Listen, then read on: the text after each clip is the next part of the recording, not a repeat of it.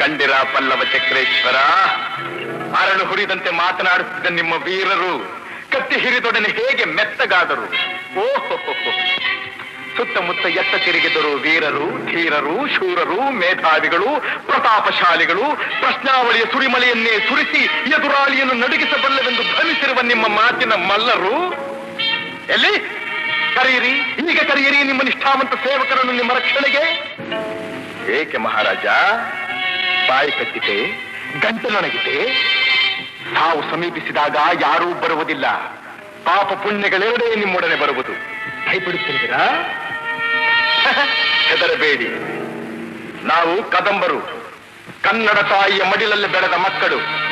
ಕನ್ನಡಿಗರ ಧರ್ಮ, ಕನ್ನಡಿಗರ ನೀತಿ ನಮ್ಮ ರಕ್ತದ ನರ ನಾಡಿಗಳಲ್ಲೂ ಹರಿದಾಡುತ್ತಿದೆ.